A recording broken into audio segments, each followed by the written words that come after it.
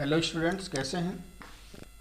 हमारा जो आज का डिस्कस है वो किस पर है, परावर्ती दूरदर्शी पर है, रिफ्लेक्टिंग टेलीस्कोप पर है। ठीक है, इससे पहली वीडियो में इसके बारे में सब कुछ बताया, लेकिन इसमें देखिए इसकी जो इमेज और कैसे बनती है और इसकी संरचना क्या होती है। इसमें हमारे पास एक अवतल दर्पण है, ये परवलयाकार है, गोलीय है और जो अभिदृश्यक का कार्य करता है।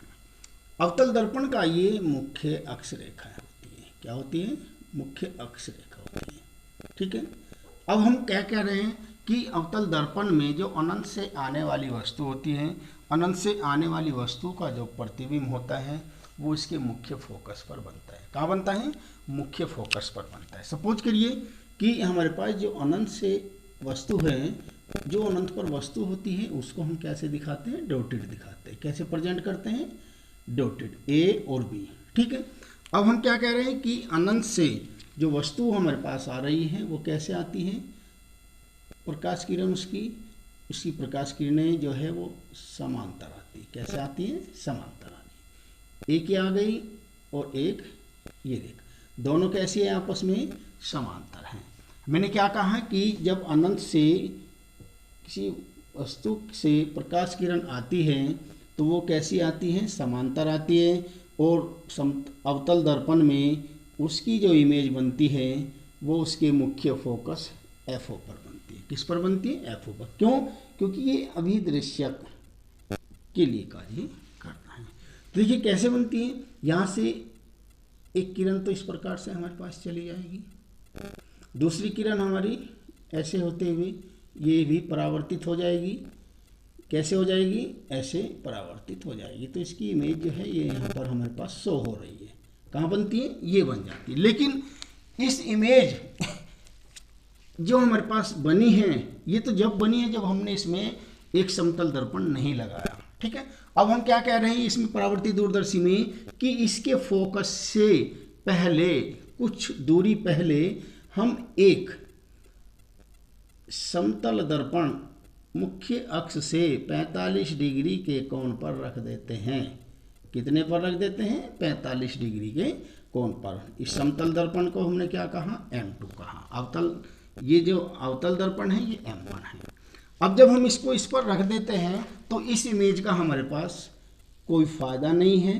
अब हमारे पास ये कोई इमेज यहाँ नहीं बनेगी। अब हम इसको वैसे काल्पनिक रूप से देख सकते हैं, काल्पनिक रूप से इस तरह से हम इसको देख सकते हैं।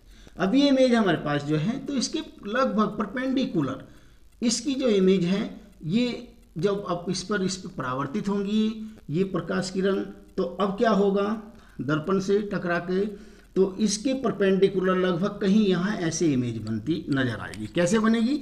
ये देखिए, हमारे पास ये क्या है? समतल दर्पण है। जब ये समतल दर्पण है तो अब मैंने कहा कि इसकी तो कोई मतलब हमारे पास नहीं बचा है। ठीक, अब क्या होता है कि इसमें से एक किरण तो हमारे पास ऐसे चली जाती है। कैसे चली जाती है? ऐसे चली जाती है। ठीक है, इसको थोड़ा सा और सही खींच लेते हैं। कैसे चली जाती है? एक किरण तो ऐसे रिफ्लेक्ट हो जाती है और दूसरी किरण हमारे पास ऐसे रिफ्लेक्ट हो जाती है। ठीक है, अब आप ये देख रहे होंगे कि एक तो ऐसे चली गई और एक ऐसे चली गई, क्योंकि लगभग इसकी परपेंडिकुलर, मैंने बताया था कि ये लगभग परपेंडिकुलर कार्य करता है। अब देखिए यहाँ पर हमारे पास क्या है? एक नेत्रिका लेंस है। क्या है? नेत्रिका लेंस है, कम फोकस दूरी का है और वो छोटे द्वारक का है। ये नेत्रिका लेंस है, नेत्रिका लेंस। तो ये इसका क्या है? ये इसकी मुख्य अक्ष रेखा है। ये सब आप जानते हैं क्या है? मुख्य अक्ष रेखा है। तो जो हमारे पास इमेज बनी ये यहाँ पर बनी और ये क्या बनी? ए डैश और बी डैश। लेकिन कैसी है ये इमेज? ये वास्तविक है। ठीक है जी, छोटी है और उल्टी है, उल्टी है। ठीक, ये ऐसे बनी। लेकिन ये इमेज अब इस दर्पण के लिए वस्तु का कार्य करेगी। ठीक है, इस दर्पण के लिए वस्तु का कार्य करेगी। कैसे? अब देखिए ये हमारे पास जो नेत्रिका लेंस है ये हमारे पास किरण कुछ इस तरह से यहाँ पर प्रदर्शित हो रही है, आ रही है। ठीक है, लेकिन आप जानते हैं कि जो नेत्रिका लेंस है यानी कि उत्तल लेंस जो होता है वो किरणों को मोड़ने का कार्य करता है। तो ये कुछ हमारे पास इस तरह से चलेंगी। जब ये किरण इस तरह से हमारे पास चलेंगी, ये इस तरह से आपको कुछ दिखाई देंगी, ठीक।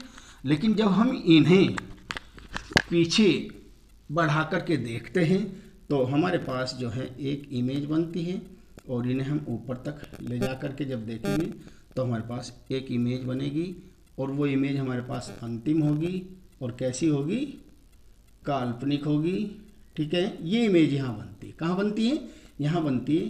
तो ये मुख्य अक्ष से यहाँ पर इमेज बनी, कौन सी बनी, एक तो A" बनी और B" बनी, लेकिन ये अंतिम इमेज है। क्या है, अंतिम इमेज है, यानी कि अंतिम प्रतिबिंब है, अंतिम प्रतिबिंब है, मगर काल्पनिक है। कैसा है, काल्पनिक है, या आभासी कह लो या वर्चुअल कह लो, ठीक है। ये बन गई हमारे पास। अब हम क्या करते हैं, इनको हम क्या करते हैं, एक ये नेत्र हमारे पास यहाँ लगा हुआ है, इसे हम नेत्र की सहायता से यहाँ पर इस इमेज को देख लेते हैं। ये बात समझ में आ गई, ठीक है। अब देखिए होता क्या है, ये हमारे पास अंतिम प्रतिबिंब बना, ठीक। अब हमें निकालनी क्या है, इसकी आवर्धन क्षमता निकालनी। देखिए ये वस्तु वाली इमेज वो थी किरण, तो ये इसके साथ अल्फा कोण बनाती है, ये भी अल्फा कोण, यानी कि दर्शन कोण होता है।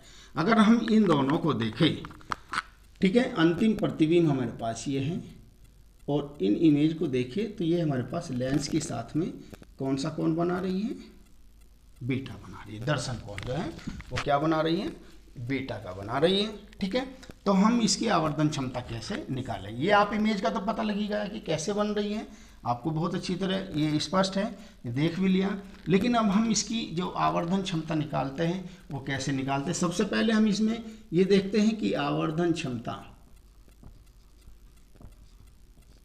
आवर्धन क्षमता यानी कि मैग्नीफाइंग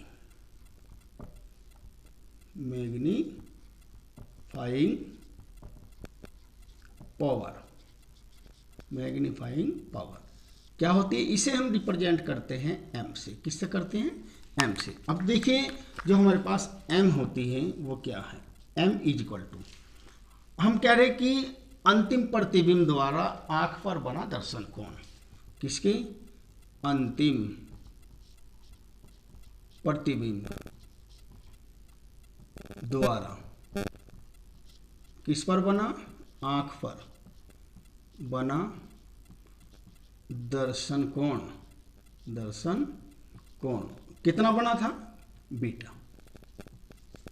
इसके डिवाइड वस्तु द्वारा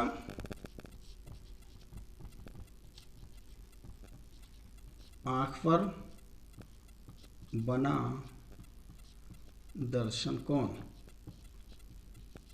ये कितना है, अल्फा है। ये आप देख ही रहे हैं फिगर में। तो ये हमारे पास क्या होती है, इसकी आवर्धन अक्षमता का एक वो होता है। अब हम इसको अगर फॉर्मूले के रूप में देखें तो m = हमारे पास क्या होती है कि FO/FE, ठीक है, माइनस में। ये हमारे पास आवर्धन क्षमता का सूत्र है। ये कब कंडीशन में है, जब हमारे पास जो प्रतिबिंब है वो अनंत पर बनता है। कहाँ बनता है, अनंत पर बनता है। ये उस समय आवर्धन क्षमता है। डायरेक्ट सूत्र लिखना है आपको। ये हमारे पास क्या है, अभी दृश्यक की फोकस दूरी है और ये नेत्रिका की फोकस दूरी है, ठीक है। अब दूसरी एक आवर्धन क्षमता के लिए हमारे पास फॉर्मूला है, वो क्या है कि FO/-FO/FE और 1 + FE/D। ये कब बनता है, अब देखो ये समझना है आपको। यहाँ पर D का जिक्र आ गया है। D क्या है, हमारे पास स्पष्ट दृष्टि की न्यूनतम दूरी है। अब देखो जब हमारे पास अंतिम प्रतिबिंब स्पष्ट दृष्टि की न्यूनतम दूरी कहाँ बन रहा है, D पर बन रहा है। कहाँ बन रहा है, D पर बन रहा है, ठीक है। तो उस समय हमारे पास ये फॉर्मूला अप्लाई होगा। कहाँ बनता है, जब प्रतिबिंब हमारे पास D पर बनता है, D पर बनता है, अंतिम प्रतिबिंब की स्पष्ट दूरी D पर बनता है, उस समय हम इस फॉर्मूले का यूज करते हैं। ये बात समझ में आ गई। ये हमारे पास दोनों आवर्धन क्षमता थी।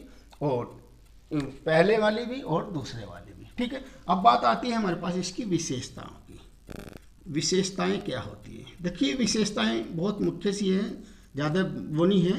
पहली विशेषता हम क्या कह सकते हैं कि इसमें जो प्रतिबिंब बनता है वो अपवर्ती दूरदर्शी की अपेक्षा अच्छा चमकीला बनता है। इसमें पहली विशेषता ये है, परावर्ती दूरदर्शी में अपवर्ती की अपेक्षा अच्छा चमकीला प्रतिबिंब बनता है। दूसरा बात है, अब दूसरी कंडीशन ये है कि अपवर्ती दूरदर्शी में वर्ण विपथन का दोष रह जाता है, लेकिन इसमें वर्ण विपथन का दोष नहीं होता। क्यों नहीं होता? इसलिए नहीं होता क्योंकि इसमें बहुत बड़े द्वारक का हम एक अवतल दर्पण का प्रयोग करते हैं, जिसकी फोकस दूरी ज़्यादा है, बड़े द्वारक का होता है, इसलिए इसमें वर्ण विपथन का दोष भी नहीं रहता, बल्कि उसमें रह जाता है। ठीक है, ये मुख्य विशेषताएं थी जो परीक्षा में बार बार पूछी जाती है।